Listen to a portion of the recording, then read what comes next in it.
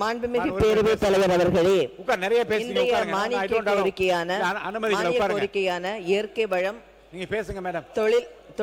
தொழில் வளத்துறை மற்றும் தகவல் தொழில்நுட்பத்துறை, டிஜிட்டல் மற்றும் சேவை துறையில் பேச எனக்கு அனுமதி அளித்த மாண்புமிகு நடுநிலையான சபாநாயகருக்கு என்னுடைய மனமார்ந்த நன்றியை தெரிவித்துக் கொள்கின்றேன். மேலும் எங்கள்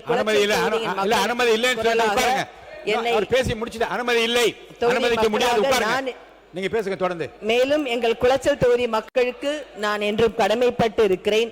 அவர்கள் சார்பாக, அவர்கள் குரலாக என்றும் சட்டமன்றத்தில் இருப்பதற்கு குரலாக ஒலிப்பேன் என்பதையும் இதன் வாயிலாக நான் தெரிவித்துக் கொள்கிறேன். மாண்புமிகு பேரவைத் தலைவர் அவர்களே, எங்கள் தலைவி சோனியா காந்தி அம்மையார் அவர்களின் வழிகாட்டுதலின் பேரில் பெண்களுக்கு முக்கியத்துவத்தை கொடுத்து என்னை இன்றளவும் மரியாதையுடன் வழிநடத்தி மிகப்பெரிய பொறுப்பான காங்கிரஸ் சட்டமன்ற குழு தலைவராகவும் அதுவும் பெண் தலைவராகவும் நியமித்த எங்கள் மாண்புமிகு தமிழ்நாடு காங்கிரஸ் பேரவையின் தலைவர் திரு மாணிக்கம் தாகூர் எம்பி அவர்களுக்கும் என்னுடைய நன்றியை தெரிவித்துக் கொள்கிறேன்.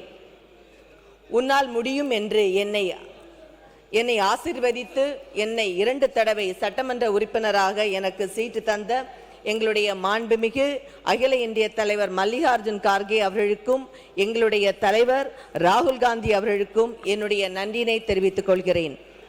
அதே போல மக்களின் மனதை புரிந்து எளிய மக்களின் நாயனாக இந்த மாண்புமிகு முதலமைச்சர் ஜோசப் விஜய் அவர்களுக்கும் குளச்சல் தொகுதி மக்கள் சார்பாக நன்றியை தெரிவித்துக் கொள்கின்றேன்.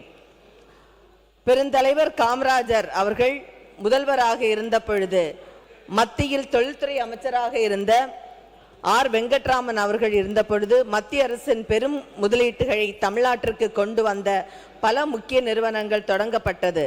குறிப்பாக ட்ரிச்சி பெல் நிறுவனம் மற்றும் நிறைய பெரம்பூர் இந்துஸ்தான் டெலிபிரிண்டர்ஸ், சென்னையில் இராணுவ வாகன தொழிற்சாலை, ஆவடியில் மற்றும் துப்பாக்கி தொழிற்சாலை போன்ற மத்திய அரசாங்கத்தினுடைய நிறுவனங்கள் பல இங்கு கொண்டு வரப்பட்டன. இந்தியாவின் கணினி மையம் என்ற புதிய பாதையை இந்த தேசத்திற்கு காட்டியவர் முன்னாள் பாரத பிரதமர் அமரர் ராஜீவ் காந்தி அவர்கள். மத்தியில் அன்னை சோனியா காந்தி அவர்களின் வழிகாட்டுதலின் பேரில் காங்கிரஸ் ஆட்சியில் கொண்டு வந்தப்பட்ட நிறைய திட்டங்களான ஒன்று பிரதமர் மன்மோகன் சிங், அன்றைய அமரர் மன்மோகன் சிங் அவர்கள் ஆட்சியில் தான் நிறைய தொழில் நிறுவனங்களான எஸ்இஇசட் ஸ்பெஷல் எக்கனாமிக் ஜோன்ஸ் ஒன்று நிறுவப்பட்டது என்பதை மறுப்பதற்கில்லை. பெருந்தலைவர் காமராஜர் அவர்களை கொள்கை தலைவராக ஏற்றுள்ள இந்த அரசின் சார்பில் பெருந்தலைவர் காமராஜர் அவர்கள் சிறு மற்றும் நடுத்தர தொழில்களை வளர்க்க சென்னை, கிண்டி, அம்பத்தூர், மதுரை, விருதுநகர், திருச்சி உள்பட்ட பல நகரங்களில் தொழிற்பேட்டைகள் அமைக்கப்பட்டது என்பதையும் இந்த அவையில் நான் குறிப்பிட விரும்புகிறேன். அதன் தொடர்ச்சியாக இந்த அவையில் இன்று மாண்புமிகு முதல்வர் அவர்களுக்கும், ஐடி அமைச்சர் அவர்களுக்கும், கனிம வள அமைச்சருக்கும் மற்றும் தொழில்துறை அமைச்சர்களுக்கும் என்னுடைய வாழ்த்துக்களை தெரிவித்துக் கொண்டு மானிய கோரிக்கையை போவதற்கு முன்னாக என்னுடைய கோரிக்கையை ஏற்று எங்களுடைய தொகுதியில், குளச்சல் தொகுதியில் வேலிமலை அருள்மிகு குமாரசாமி திருக்கோயிலுக்கு 1 கோடி மதிப்பீட்டில் திருப்பணிகளை மேற்கொண்ட அறிவித்த இந்து நலத்துறை அமைச்சருக்கு என்னுடைய நன்றி. அதே போல என்னுடைய தேர்தல் வாக்குறுதியான மண்டைக்காடு கோயில் பகவதி அம்மன் திருக்கோயிலில் பக்தர்களுக்கு 1 கோடி பக்தர்களுக்கு ஓய்வெடுப்பதற்காக தங்கு விடுதி அமைக்கப்படும் என்று வாக்குறுதி கொடுத்தது, அதை இந்த அரசு நிறைவேற்றி தந்ததற்கு என்னுடைய நன்றியை தெரிவித்துக் கொள்கின்றேன். அதே போல குளச்சல் தொகுதியில் வாழ்வச்ச கோஷம் அருள்மிகு மகிஷாசுரமந்திரினி திருக்கோயில் தெப்பக்குளம் 1 கோடி மதிப்பீட்டில் அமைப்பதற்காக ரூபாய் ஒதுக்கீடு செய்த அமைச்சருக்கும் என்னுடைய நன்றியை தெரிவித்துக் கொள்கின்றேன். அதே போல மிக முக்கியமான ஒரு கோரிக்கை என்பது எனது கோரிக்கை நகராட்சி நிர்வாகம் மற்றும் குடிநீர் வழங்கல் துறை சார்பாக கன்னியாகுமரி மாவட்டத்தில் குளுத்தரை ஆட்டை மையமாக கொண்டு எங்கள் குளச்சல் தொகுதிக்கு உள்ள பேரூராட்சிகளுக்கும் ஒன்றியங்களுக்கும் கடலோர பகுதிகளுக்கும் தண்ணீர் வழியோர குடியிருப்பு நகர்களுக்கும் பாதுகாக்கப்பட்ட குடிநீர் அறிவித்த அரசுக்கு குளச்சல் தொகுதி மக்கள் வாயிலாக என்னுடைய நன்றியினை தெரிவித்துக் கொள்கின்றேன். பேரவைத் தலைவர் அவர்களே, அதேபோல எங்களுடைய தொகுதியில் கிறிஸ்தவ ஆலயங்கள் கட்டுவதற்கு மாவட்ட ஆட்சியில் தடையில்லா சான்று பெறுவதற்கு பல்வேறு தேவையற்ற ஆய்வுகள் சட்டத்திலும் அரசாணையிலும் இல்லாத நடைமுறைகளை அகற்றி சிம்பிளாக சில சட்டங்களை கொண்டு வந்தால், அரசாணை பிறப்பித்தால் மிக சிறப்பாக இருக்கும் என்பதை மாண்புமிகு பேரவைத் தலைவர் வாயிலாக தெரிவித்துக் கொள்கிறேன்.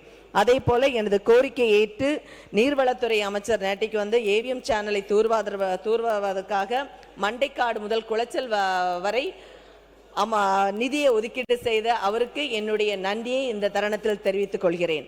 மாண்புமிகு பேரவைத் தலைவர் அவர்களே, தமிழக அரசு நிதி நிலைமை மேம்படுத்தும் விதத்தில் புதிய தொழில் முனைவோர்களுக்கு உருவாக்கவும் வேலை வாய்ப்பை பெருகவும் எனது கோரிக்கையை கீழ்கண்ட திட்டத்தை நான் இங்கு கூறலாம் என்று விரும்புகிறேன்.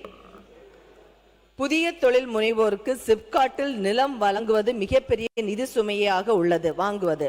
உதாரணமாக 1 ஏக்கர் பல லட்சம் என்றால் 2 ஏக்கர் நிலத்திற்கு தொடக்கத்திலேயே 1 கோடி ரூபாய்க்கு மேல முதலீடு செய்ய வேண்டியுள்ளது. நிலத்தை விற்பதற்கு பதிலாக தமிழக அரசு நிலத்தை குத்தகைக்கு வழங்கி நிறுவனத்தில் உள்ள பங்குதாரராக இணையலாம். அரசு நிலத்தை வழங்கிட்டால் நிறுவனத்தின் லாபத்தில் 15 to 20% பங்கை எடுத்துக்கொள்ளலாம் என்பது என்னுடைய கருத்து. அதே போன்று தொழில் முனைவோருக்கு நிலத்திற்கான ஆரம்ப முதலீட்டு சுமையை இதனால் குறையும். பணத்தை இயந்திரங்கள் மற்றும் வணிக வளர்ச்சி உட்பட்ட ஒர்க்கிங் கேபிட்டல் பயன்படுத்த ஏதுவாக இருக்கும். தமிழக அரசுக்கு நீண்ட கால லாபம், பங்கு மற்றும் தொடர் வருவாய் கிடைக்கும். மாநிலம் முழுவதும் உள்ள 2ஆம் மற்றும் 2ஆம் நிலை தொழில் 3ஆம் நிலை நகரங்களில் புதிய தொழிற்சாலைகள் மற்றும் வேலைவாய்ப்புகள் வேகமாக பரவும். அதே போன்று மாண்புமிகு பேரவைத் தலைவர் அவர்களே, ஏற்றுமதிக்கான கதவுகளை திறக்கவும் விவசாயிகள் தங்களது பொருட்களை ஏற்றுமதி செய்யவும் மதிப்பு கூட்டப்பட்ட பொருட்களாக விவசாயம் சார்ந்த பொருட்களை மாற்றவும் அதனை சந்தைப்படுத்தும் நோக்கில் மிகப்பெரிய வர்த்தக சந்தையை வெளிநாட்டு முதலீட்டாளர்களுக்கும் வர்த்தகர்களுக்கும் மேற்கொள்ள எதுவாக வர்த்தக சந்தை ஒன்றை சென்னையில் நிறுவப்பட வேண்டும். இதற்கு காந்திய பொருளாதாரத்தை உறக்க பேசிய பச்சை காந்தி என்று அழைக்கப்படும் நம் மண்ணின் மைந்தர் ஜோசப் குமாரப்பா வர்த்தக சந்தை என்ற பெயரில் சென்னையில் நகரின் மத்தியில் அமைக்க வேண்டும் என்று கேட்டுக்கொள்கிறேன். அதே போன்று மாண்புமிகு பேரவைத் தலைவர் அவர்களே, பரந்தூர் விமான நிலையத்தை ரத்து செய்தமைக்கு இந்த அரசை நான் மனதாக பாராட்டுகிறேன். அதே போன்று தொழில் வளர்ச்சியை தக்க வைப்பதற்காக அந்நிய முதலீட்டாளர்களை ஈர்க்கவும் சென்னைக்கு 2ஆவதாக ஒரு புதிய விமான நிலையம் தேவை என்பதை மறந்துவிடக்கூடாது. எனவே பரந்தூருக்கு பதிலாக வேறு ஒரு பொருத்தமான இடத்தை விரைவில் அரசு தேர்வு செய்ய வேண்டும் என்பதை மாண்புமிகு பேரவைத் தலைவர் வாயிலாக கேட்டுக்கொள்கிறேன். மாண்புமிகு பேரவைத் தலைவர் அவர்களே, அமெரிக்காவின் கூகுள் நிறுவனத்தின் தலைமை செயல் அதிகாரியாக சிறப்பாக பணியாற்றி வரக்கூடிய சுந்தர் பிச்சையை சென்னையை பூர்வீகமாக கொண்ட ஒரு தமிழர். அவரை போல பல்வேறு தமிழர்கள் முன்னணி பன்னாட்டு நிறுவனங்களில் உயர் பதவிகளில் சிறப்பாக பணியாற்றி வருகிறார்கள். அவர்களை தமிழக அரசு தொடர்பு கொண்டு தமிழகத்தில் புதிய முதலீட்டுகளை அந்நிறுவனங்கள் மேற்கொள்ள வகை செய்ய வேண்டும். தமிழகத்தின் தொழில் வளர்ச்சிக்கு கர்ம வீரர் காமராஜர் ஆட்சியில் போடப்பட்ட வலுவான அஸ்திவாரத்தின் மீது தான் பின்னர் இந்த ஆட்சிகள் அனைத்தும் தொழில்துறை வளர்ச்சியை கட்டியமைத்தன. காமராஜரை போல லஞ்சம் ஊழல் இல்லாத ஒரு தூய்மையான அரசை சிறப்பாக நடத்தி வரும் மாண்புமிகு முதலமைச்சர் விஜய் அவர்களுக்கு நான் இந்த காமராஜர் ஆட்சிக்கு ஈடாக தமிழகத்தின் தொழில்துறை வளர்ச்சிக்கு வகை செய்வார் என்பதில் சந்தேகமே இல்லை. மாண்புமிகு பேரவைத் தலைவர் அவர்களே, இந்தியாவில் பின்னலாடை ஏற்றுமதியில் 68% பங்களிக்கும் திருப்பூர் கடந்த 2 ஆண்டுகளாக கடுமையாக பாதிப்புகளை எதிர்கொண்டுள்ளது. ஏற்றுமதி அளவுகள் தேக்கமடைந்து சில காலத்திற்கு குறைந்தது. பல்வேறு நாடுகளின் தலைவர்கள் அதிபர்கள் செய்வதை போல் முதலமைச்சர் விஜய் அவர்கள் திருப்பூரின் பிராண்ட் அம்பாசிடராக செயல்பட்டால் உலக அளவில் திருப்பூரின் மதிப்பை அதிகரிக்க செய்யும் தொழில் வளர்ச்சி மேம்படும். அதே போன்று மாண்புமிகு பேரவைத் தலைவர் அவர்களே, தமிழகத்தின் சுற்றுச்சூழல் பிரச்சனைகளை படிப்படியாக தீர்க்க தீவிர முயற்சியை எடுக்க வேண்டும். திருப்பூர், ஈரோடு, கரூர் மாவட்டங்களின் சாய ஆலைகளில் கழிவு நீரை சுத்தரிப்பதில் போதாமைகள், மீறல்கள் தொடர்கின்றன. இதை தடுத்து நிறுத்த தமிழக அரசு உரிய நடவடிக்கைகளை தொடங்கியுள்ளது பாராட்டுக்குரியது. இந்த நடவடிக்கைகளை மேலும் தீவிரப்படுத்தி தவறு செய்யும் சாய ஆலைகள் மீது கடுமையான நடவடிக்கை எடுக்க வேண்டும் என்று மாண்புமிகு பேரவைத் தலைவர் வாயிலாக கேட்டுக்கொள்கிறேன். நீரின்றி அமையாதது உலகம்.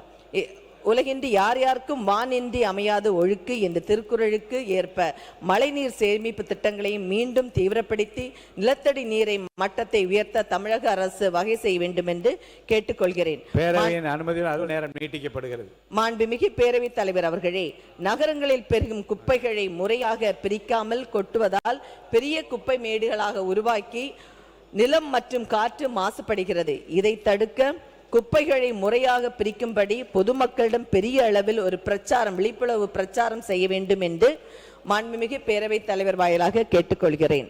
மாண்புமிகு பேரவைத் தலைவர் அவர்களே, நீண்ட கடற்கரை கொண்ட தமிழகத்தில் கடல் மட்டம் உயர்வதால் மணல் அள்ளுதல் காரணமாக கடற்கரை அரிப்பு அதிகரித்து வருகிறது. இதை தடுக்க தமிழக அரசு உரிய நடவடிக்கை எடுக்க வேண்டும் என்று மாண்புமிகு பேரவைத் தலைவராக கேட்டுக்கொள்கிறேன். மாண்புமிகு பேரவைத் தலைவர் அவர்களே, குமரி மாவட்டத்தில் நிறைய வாழைப்பழங்கள், நிறைய வெரைட்டிஸ் ஆஃப் வாழைப்பழங்களும் பலாப்பழங்களும் உள்ளன. எங்கள் மாவட்டத்தில் உள்ள நல்ல மிளகு மிகவும் காரமும் சுமையும் வாய்ந்த ஒரு நல்ல மிளகாகும். எங்கள் ஊரில் இந்த இருக்கக்கூடிய வாழைப்பழத்தையும் பலாப்பழத்தையும் சிப்ஸாக, அது சிப்ஸ் ரொம்ப ஃபேமஸ். இந்த சிப்ஸை மற்றும் நல்ல மிளகை புவிசார் குறியீடு வாங்கி ஒரு ஃபுட் ப்ராசஸிங் தொழிலாக கொண்டு எக்ஸ்போர்ட்டுக்கு வழிவகை செய்தால் எங்கள் மாவட்டத்தில் உள்ள இளைஞர்களுக்கு வேலை வாய்ப்பு பெருகும் என்பதை மாண்புமிகு பேரவை வாயிலாக தெரிவித்துக் கொள்கிறேன். அதே போல எங்கள் கன்னியாகுமரி மாவட்டத்தில் உள்ள ரப்பர் உற்பத்தி மிகவும் சிறப்பாக செயல்பட்டு கொண்டிருக்கிறோம். ஆனால் இது ஒரு ரப்பர் வந்துட்டு ஒரு பணம் காய்க்கும் மரமாகும். இங்கே நீண்ட நாட்களான மக்களின் கோரிக்கை என்னவென்றால் எங்களுக்கான ஒரு ரப்பர் இண்டஸ்ட்ரீஸ் வேணும் என்பது. எனவே மாண்புமிகு பேரவைத் தலைவர் வாயிலாக இதை நான் கேட்டுக்கொள்கிறேன்.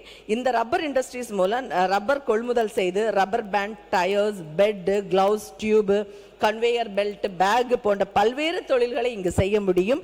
எனவே இதற்கு தேவையான நிலம் அரசாங்கத்திடம் இல்லை என்றாலும் தனியாரிடம் இருந்து கைட்லைன் வேல்யூக்கு வாங்கி இந்த ரப்பர் இண்டஸ்ட்ரீஸை இங்கே கட்டி கொடுக்க வேண்டும் என்று மாண்புமிகு பேரவை வாயிலாக கேட்டுக்கொள்கிறேன். மாண்புமிகு பேரவைத் தலைவர்களே, எங்கள் குளச்சல் தொகுதியில் ஒவ்வொரு வீட்டிலும் 1-2 பட்டதாரிகள் இருக்கிறார்கள். ஆனால் இவர்களுக்கான வேலை வாய்ப்பு என்பது எங்கள் மாவட்டத்தில் இல்லை. இவர்கள் வேலை தேடி பிற மாவட்டங்களுக்கு செல்கிறார்கள். இதனால் பணவிரயம், குடும்பத்தை பிரிந்து செல்கின்ற மனவலி போன்றவை ஏற்படுகின்றது. இவர்களுக்காகத்தான் நாங்கள் இங்கே பேசுகிறோம். இவர்களுக்கு நான் சொன்ன போல ஒரு ரப்பர் இண்டஸ்ட்ரீஸையோ அல்லது அந்த சிப்ஸ் இண்டஸ்ட்ரீஸையோ ஃபுட் ப்ராசஸிங் யூனிட்டையோ இல்லது நவீன வசதிகளுடன் கூடிய மீன்படுத்தும் தொழிற்சாலைகளையோ இதை செய்தால் கண்டிப்பாக எங்கள் மாவட்டத்தில் உள்ள இளைஞர்களுக்கு வேலை வாய்ப்பு கிடைக்கும் என்பதை இந்த அவை வாயிலாக கூற விரும்புகிறேன். மாண்புமிகு பேரவை தலைவர் அவர்களே, இந்த தொழிற்சாலை வருவதன் மூலம் ஆயிரக்கான இளைஞர்கள் மட்டுமல்ல பெண்களுக்கும் வேலை வாய்ப்பு பெருகும் என்பதை தெரிவித்துக் கொள்கிறேன். எனவே அதே போன்று மாண்புமிகு பேரவை தலைவர் அவர்களே, குளச்சல் தொகுதியில் நுள்ளிவளை ரயில்வே பாலம் விரிவுபடுத்துவதற்காக புதிய பாலம் வேலை நடந்து கொண்டிருக்கிறது. இங்கே மாற்றுப்பாதையாக பேயங்குழி ஆற்றின் கரை வழியாக 4 வழி சாலை செல்வதற்கு மாற்று சாலை சொல்வதற்கான மாற்றுப்பாதை மிக மோசமாக குண்டும் கொழியுமாக மக்கள் பயன்பட முடியாமல் இருக்கிறது. இங்கே டெய்லி கிட்டத்தட்ட ஒரு 25,000க்கு மேல வாகனங்கள் சென்று வருகிறது. இந்த மாற்று சாலையை உடனடியாக தார் சாலையாக அமைத்து தரும்படியாக கன்னியாகுமரி மாவட்ட மக்கள் சார்பாக நான் கேட்டுக்கொள்கிறேன். அதே போன்று திங்கள் நகரிலிருந்து மணவாளக்குறிச்சிக்கு செல்லும் சாலை கூட்டு குடிநீர் திட்டத்துக்காக தோண்டி அதுவும் மோசமாக இருக்கிறது. அந்த சாலையும் செய்த உடனடியாக செப்பரேட் தரும்படியாக கேட்டுக்கொள்கிறேன். மாண்புமிகு பேரவைத் தலைவர் அவர்களே, வில்லுக்குறி பஞ்சாயத்தில், குளச்சல் தொகுதியில் உள்ள வில்லுக்குறி பஞ்சாயத்தில் மாம்பழத்தாறு டேம் உள்ளது. இந்த டேம்ல போகக்கூடிய சாலை மக்கள் பயன்பட முடியாமல் மிக மோசமாக இருக்கிறது. அந்த சாலையும் உடனடியாக செய்து தரும்படியாக அவையில் கேட்டுக்கொள்கிறேன். மாண்புமிகு பேரவைத் தலைவர் அவர்களே, குளச்சல் அரசு மருத்துவமனையில் சமீப காலமாக போஸ்ட்மார்ட்டமே செய்யாமல் இருக்கிறாங்க. இதை நாங்கள் போஸ்ட்மார்ட்டம் செய்யணும்னா ஆசாரிப்பள்ளம் அரசு மருத்துவமனைக்கு செல்ல வேண்டியது இருக்கிறது. இதனால் குடும்பத்தினர், உயிரிழந்தவர்களுடைய குடும்பத்திற்கு தேவையற்ற அலைச்சலும் கால தாமதமும் மன உளைச்சலும் ஏற்படுகிறது. இதை தவிர்க்க உடனடியாக குளச்சல் அரசு மருத்துவமனையில் போஸ்ட்மார்ட்டம் செய்வதற்கான அரசு நடவடிக்கை எடுக்க வேண்டும் என்று மாண்புமிகு பேரவை தலைவர் வாயிலாக கேட்டுக்கொள்கிறேன். மாண்புமிகு பேரவைத் தலைவர் அவர்களே, கன்னியாகுமரி மாவட்டம் என்பது அனைவருக்கும் தெரியும், எப்பொழுதுமே மழை பொழிவு பெறும் ஒரு மாவட்டமாகும். குறிப்பாக தென்மேற்கு மற்றும் வடகிழக்கு பருவமழை காலங்களில் கனமழை பெய்வதால் மாவட்டத்தில் உள்ள பல்வேறு சாலைகள் அடிக்கடி சேதமடைகிறது. எனவே இதை எனவே முறையான மழைநீர் வடிகால் வசதிகளை இல்லாததுதான் இதற்கு காரணம். மழைநீர் சாலைகளில் தேங்கி கிடைப்பதால் அனைத்து சாலைகளுமே குண்டும் குழியுமாக காணப்படுகிறது. இங்கே நான் ஒரே ஒரு ரெக்வஸ்ட் வைக்க வைக்கிறேன், என்னன்னா இந்த சாலைகள் இன்னும் கொடுக்கக்கூடிய அனைத்து சாலைகளுமே குமரி மாவட்டத்தில் உள்ள சாலைகள் வந்துட்டு ட்ரைனேஜ் ஃபெசிலிட்டிஸோட சாலைகளை மேம்படுத்தினால் இந்த மழை நீர் வந்து ட்ரைனேஜில் வடிஞ்சு எங்களுடைய சாலைகள் நீட்டாக இருக்கும். கவர்மெண்டுடைய ஃபண்டும் இதில் மிச்சப்படுத்தும் என்பதை தெரிவித்துக் கொள்கிறேன். அதே போன்று மாண்புமிகு பேரவைத் தலைவர் அவர்களே, குளச்சல் தொகுதிக்குட்பட்ட குருமனை கிராமத்தில் 7800க்கு மேல் உள்ள மக்கள் வசித்து வருகிறார்கள். ஆனால் இந்த கிராமம் வந்து நிர்வாக ரீதியாக பல பகுதிகளாக பிரிந்து காணப்படுகிறது. ஒரு பகுதி சைமன் காலனி ஊராட்சியிலும், மற்றொரு பகுதி ரீதாபுரம் பேரூராட்சியிலும், இன்னொரு பகுதி பாலப்பழம் பேரூராட்சியிலும் அமைந்துள்ளது. இதனால் வருவாய்த்துறை நிர்வாகத்திலும் இப்பகுதி கிள்ளியூர் மற்றும் கல்குளம் என இரண்டாக வெவ்வேறு வட்டங்களில் பிரிந்து கிடக்கிறது. ஒரே கிராமம் பல்வேறு உள்ளாட்சி மற்றும் வருவாய் நிர்வாக எல்லைக்குள் பிரிந்து இருப்பதால் பொதுமக்கள் அரசின் சேவைகளை பெறுவதில், சான்றிதழ் பெறுவதிலும் பிற நிர்வாக தேவைகளுக்கு மலைந்து தெரிவதால் மிக சிரமங்கள் ஏற்படுகிறது. எனவே இதை கருத்தில் கொண்டு தனித்தனி ஊராட்சியாக பிரிக்க வேண்டும் என்று கேட்டுக்கொள்கிறேன். மாண்புமிகு பேரவைத் தலைவர் அவர்களே, குமரி மாவட்டம் என்றது எல்லாருக்குமே தெரியும். ஒரு சின்ன ஒரு கிராமம். இந்த கிராமம் வந்துட்டு சின்ன ஒரு மாவட்டம். இங்கே பத்திரப்பதிவு கட்டட சட்டம் வந்து 2008 பிரிவின் படி 22A படி பத்திரப்பதிவு செய்யக்கூடாது என விதி இருக்கிறது. இதை ஏற்கனவே இங்கே வந்துட்டு எங்களோட ரோட்ஸ் எல்லாம் சின்னதாக தான் இருக்கு. பெரிய ரோட்ஸ் போட்டால் எங்களால் வந்து வீட்டில் கூட எங்களால் இருக்க முடியாது. இதை 22A ரத்து செய்து உடனடியாக அரசு உத்தரவு பிறப்பிக்க வேண்டும். அப்படி என்றால் மட்டும்தான் எங்களுடைய நிலங்களை விற்கவும் வாங்கவும் முடியும். சாதாரண ஏழைப்பாளைய மக்களுக்கு கல்யாண செலவும் நோய் செலவுகளையும் இதனால் கவனிக்க முடியும் என்பதை தெரிவித்துக் கொள்கிறேன். அதே போன்ற மாண்புமிகு பேரவைத் தலைவர் அவர்களே, ஆசாரிப்பள்ளம் அரசு மருத்துவமனையில் ஒரு கிறிஸ்தவ ஆலயம் ஒன்று இருக்கிறது. இந்த ஆலயம் வந்து முன்னாடி ஒரு 200 வருஷத்துக்கு முன்னாடி கட்டப்பட்ட, ஒரு 150-200 வருஷத்துக்கு கட்டப்பட்ட ஒரு ஆலயம். கொரோனா டைம்ல வந்து என்ன ஆச்சுன்னா அந்த ஆலயத்தை வந்து பூட்டினாங்க. பூட்டின இந்த ஆலயம் வந்து இன்னும் திறக்கப்படாமல் இருக்கிறது. மாண்புமிகு பேரவை தலைவர் வாயிலாக கேட்டுக்கொள்வது என்னவென்றால், இது மக்களினுடைய உணர்வு ஏதாவது நோய் வர்ற டைம்ல நம்ம போய் ப்ரேயர் பண்ணுவதுக்கு ஒரு சாந்தம் கொடுக்கக்கூடிய ஒரு சர்ச் ஆகும். இந்த கோயிலை உடனடியாக திறக்க வேண்டும் என்று மாண்புமிகு பேரவை தலைவர் வாயிலாக நான் கேட்டுக்கொள்கிறேன். அதே போல மாண்புமிகு பேரவை தலைவர் அவர்களே, இப்படி குமரி மாவட்டத்தினுடைய ஒவ்வொரு விஷயங்களையும் நான் வந்துட்டு எங்களுடைய பகுதியில் என்ன இருக்கோ குளச்சல் தொகுதிக்குள்ள மேம்பாட்டுக்காக நான் உங்களிடம் கொடுக்கிறேன். இதை என்னுடைய அவை குறிப்பில் ஏற்று எங்களுக்கு நிவர்த்தி செய்து தரும்படியாக கேட்டுக்கொள்கிறேன். சார் பேசுறாரு.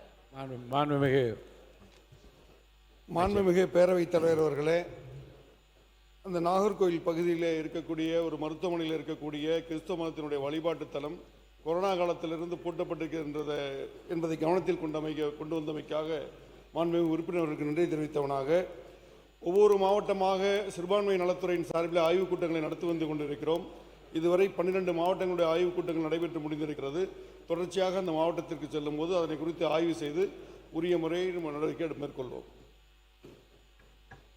அதே போன்று மாண்புமிகு பேரவைத் தலைவர் அவர்களே, இன்னொரு முக்கியமான விஷயம் என்னன்னா, குமரி மாவட்டத்தில் வந்து தற்போது நிறைய மீன்பிடி படகுகள் உண்டது. இது வந்துட்டு இந்த ரெஜிஸ்ட்ரேஷன் பண்றதுல கொஞ்சம் ப்ராப்ளம் இருக்கு. ஏன்னா அது எல்லாமே நீளமான போட் அப்படிங்கிறதுக்காக ஒரு டைம் ஃப்ரேம் கொடுத்து, இவங்களுக்கான இன்சூரன்ஸும் எதுவுமே கிடைக்க முடியாமல் இருக்கு. ஒரு டைம் ஃப்ரேமை கொடுத்து இத்தனை நாளுக்குள்ளால நீங்க வந்துட்டு அதாவது ரெகுலேஷன் படி இத்தனை நாளுக்குள்ள நீங்க வந்து ரெஜிஸ்ட்ரேஷன் பண்ணலான்னு ஒரு அனுமதியை கொடுத்தீர்கள் என்றால் மிக சிறப்பாக இருக்கும் என்பதை கூறிக்கொண்டு, எனக்கு பேசுவதற்காக இந்த அவையில் முடிச்சிடறேன்.